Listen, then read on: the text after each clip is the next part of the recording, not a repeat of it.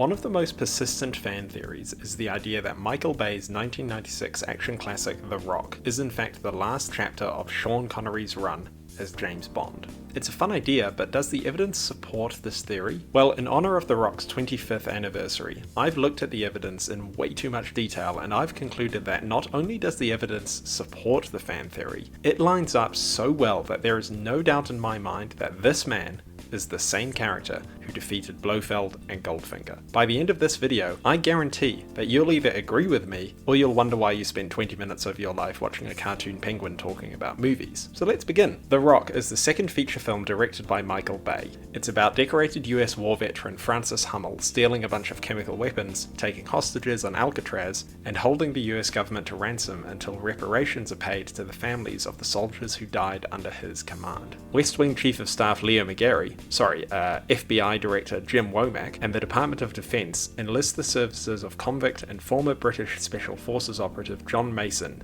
to help the Navy SEALs break into Alcatraz, using his knowledge of the prison from when he broke out of it in 1963. Mason teams up with chemical weapons expert Nicolas Cage, no really, we're meant to believe that, to break into Alcatraz and disarm the missiles before Hummel's deadline. Now, almost since this movie came out, there has been speculation that Sean Connery's John Mason is in fact James Bond, and you can see why. 30 years ago, he was a highly trained SAS operative. Mason was the British operative who stole the files. Oh, I was trained by the best. British intelligence. But is this just a coincidence, or is John Mason actually James Bond? Well, I'm here to tell you that he definitely is. But before we start, the obvious disclaimer for some fellow James Bond geeks. Although Never Say Never Again stars Sean Connery as James Bond, it is not part of the Eon Productions film canon or continuity. My argument is that the Bond shown in the 6 Eon films starring Sean Connery is the same person who appears in The Rock, so I won't be looking at Never Say Never Again in this video. So let's start with the most obvious hiccup in the fan theory, the name. See, if you pay attention, you'll spot that Sean Connery's character in The Rock is called John Mason, not James Bond.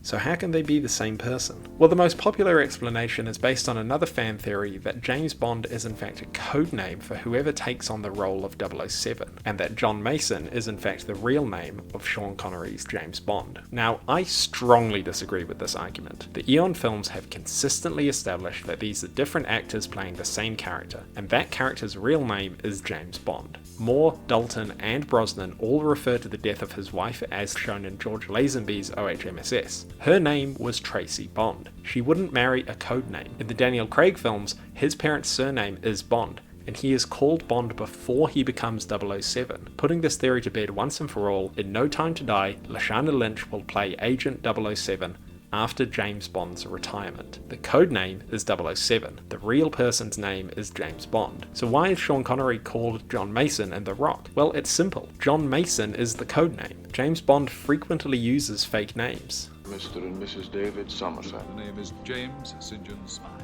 I'm Mr. Arlington Beach, and you're Miss Stephanie Broadchest here. I am not. You're gonna have to trust me on this. He also usually has fake documents to support his cover identity. If we assume Bond was captured, then it makes sense he was processed under the name listed in his fake passport, in this case, John Mason. What supports this idea even more is the fact that in The Rock, Womack says this: This man has no identity, not in the United States or Great Britain. He does not exist. So after capturing Bond, they clearly ran the John Mason name through the system and got nothing, because it's not a real name. But if Bond was captured by the Americans, wouldn't the CIA or MI6 see to it that he got released? Well, not necessarily. We consistently see how M puts Queen and Country above the life of his or her agents, including Bond. If M thought that it was in MI6's interest for Bond to stay captured, then he would leave him there. We can assume this is what happened in The Rock. Of course, the British claimed they'd never heard of him. Ah, you might say, but what about the prisoner exchange in Die Another Day? Well, that just supports this argument. In that film, Bond was in jail for over a year until MI6 released him, and they only did that because they suspected he was revealing British secrets. It wasn't about rescuing Bond, it was about protecting Britain. Because they need what I know. So to me, it's entirely plausible that Bond was captured by the US while using the fake name of John Mason, put in Alcatraz, and MI6 decided to just leave him there. Right, that's the name sorted. Let's look at the timelines. In The Rock, we learned that Mason was Incarcerated on Alcatraz in 1962. Escaped in 63. So 1962 is our first data point, the same year Dr. No came out. Now the fan theory usually goes that Bond was first captured before the events of Dr. No, and assume that Dr. No is set in 1963 after he escaped Alcatraz. But that doesn't work. Dr. No is definitely set in 1962 or earlier, because in Jamaica, Government House is flying the British flag. Jamaica became independent on the 6th of August 1962, so there is no way Dr. No can take place in 1963 because the British no longer had control of Jamaica. So in my narrative, Bond is captured after the events of Dr. No and escapes Alcatraz before the events of the next film, From Russia with Love. If you haven't seen it, Dr. No ends with Bond destroying Dr. No's evil lair after the villain tried to disrupt a rocket launch at Cape Canaveral. He is rescued by Felix Leiter from the CIA, but because Bond is Bond, he would rather get on with Honey Rider than be rescued, so he disconnects the tow rope. It's a typical James Bond movie ending, but let's be real about this. Leiter rocks up with a boat full of heavily armed Marines. They're not all there to rescue Bond, they're rounding up the henchmen who escaped from Dr. No's evil lair and are throwing them in the 1960s equivalent of Guantanamo Bay. Now, Leiter knows Bond is a spy, so made sure to rescue him, but after Bond gives him the slip, he must have just been picked up by some random Navy patrol and got lumped in with all the other prisoners. Without the CIA to vouch for him, Bond got locked up with the rest of the henchmen in Alcatraz under the fake name of John Mason. And of course, he escaped. In Dr. No itself, we actually see Bond escaping from a prison, proving he was more than capable of busting out of Alcatraz. Now, we've established that Dr. No can't take place after August 1962. Alcatraz prison closed in March 1963, but thankfully the timeline still works. See, in the next movie, Sylvia Trench complains that Bond disappeared for 6 months after going to Jamaica. So for this 6-month gap to work, Bond must have escaped in January 1963, meaning Dr. No and Bond's imprisonment in Alcatraz happened 6 months earlier in July 1962. Oh, not that anyone cares, but I checked and there was in fact a rocket launch from Cape Canaveral on 25th of July 1962, and it was even a Titan rocket like the kind shown in Dr. No. Yeah, I told you I was going to look at this in way too much detail. So this timeline perfectly matches to the exact day the first 2 Bond films, The Rock and actual world history. So far, so good. Now before we look at the next data point, let's look at what The Rock has to say about why Mason was captured. 1962. J. Edgar Hoover is head of the FBI, some say the country. It's no secret he kept microfilm files of prominent Americans, British members of parliament, even the Prime Minister. Mason was the British operative who stole the files, but our bureau agents caught him at the Canadian border. Now this is where The Rock's own continuity gets a bit confused. Womack's comment implies Mason stole the microfilm in 1962, but the movie mentions twice that it contains the truth about the JFK assassination. Wanna know who really killed JFK? So this microfilm can't possibly have existed before November 1963, so we know for a fact that Bond's first imprisonment in Alcatraz was unrelated to the microfilm. Moving on, The Rock establishes that Mason was recaptured sometime after he escaped in 1963, but it never makes clear exactly when this happened. The closest thing we have to a data point on that is Mason's daughter, Jade. When Womack is asked why the notorious FBI founder J. Edgar Hoover didn't use Jade as leverage over Mason to reveal the location of the stolen microfilm, Womack says this. Hoover was dead in 72. She wasn't born yet. This tells us 2 things. 1. That the daughter was born sometime after Hoover died in May 1972, meaning Mason was not in prison for all of 1972. The second thing it tells us is that Mason didn't steal the microfilm in 1962. He stole it after Hoover's death. Think about it. Are we meant to believe that Mason stole a top-secret government microfilm, escaped Alcatraz, and instead of returning to the safety of Britain, just lived undercover in the US for 10 years or so, fathering illegitimate children until he was recaptured again? No, we're not expected to believe that, because we know what John Mason was doing between 1963 and 1972. He was being James Bond. So let's return to the earlier narrative that Bond was first captured by mistake after Dr. No. He escaped, returned to MI6 and carried on being Bond until his last on-screen adventure, Diamonds Are Forever, which was released in 1971.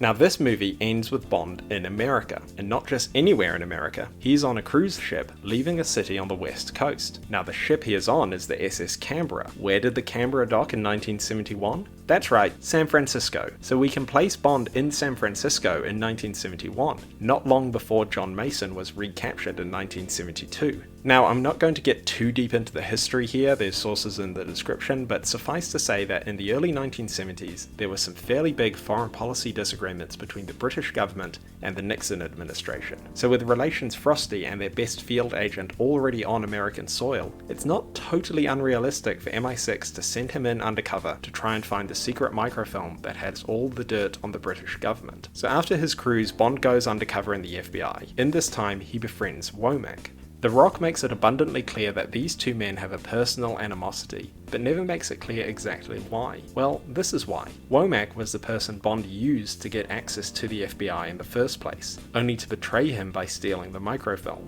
So it's no wonder that Womack doesn't trust Mason and The Rock. Now, back to the daughter. While undercover in the FBI, Bond knocks up Jade's mother after a one-night stand, which is a very James Bond thing to do, by the way. Meeting in a bar after a Led Zeppelin concert.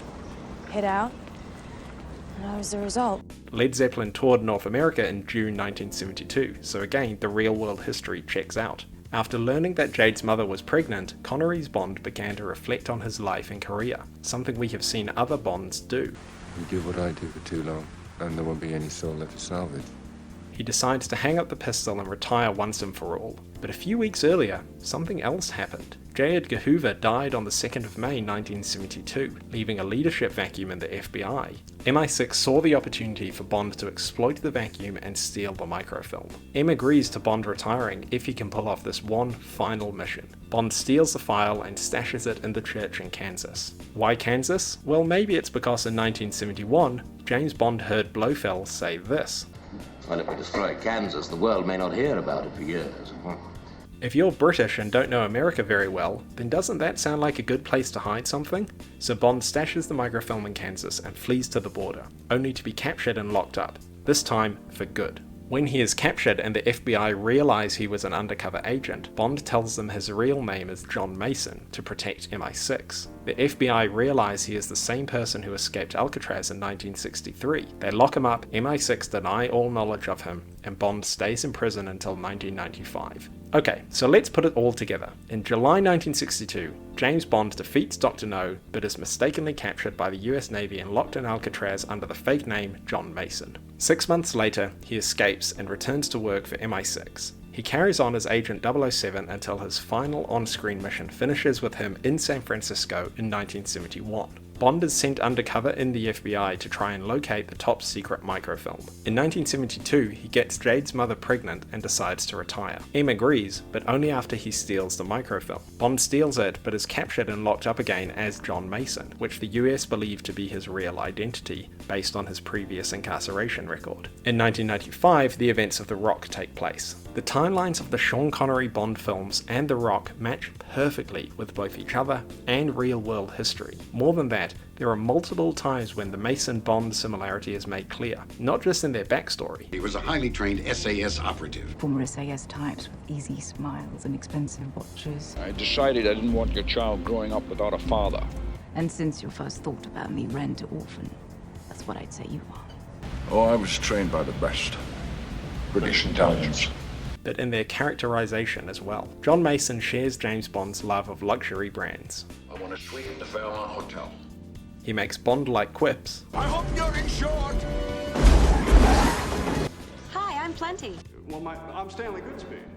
But of course you are. And also says this, which I think is the most succinct summary of Sean Connery's Bond out there. Your best. Losers always whine about their best. Winners go home and fuck the prom queen.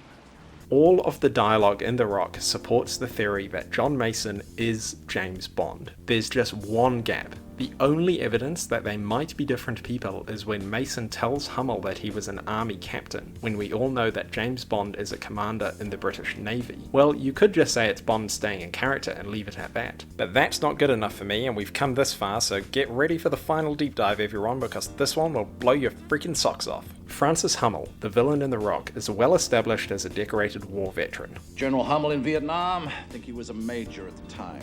3 tours in Vietnam, Panama, Grenada, Desert Storm. To be a major in the US Army, you need to have 10 years of service. Hummel did 3 tours in Vietnam, so we can assume he was fighting there from very early on in the US deployment. We also learned this about him. Major Baxter and I, this is the last campaign in a career dating back to Tet 68.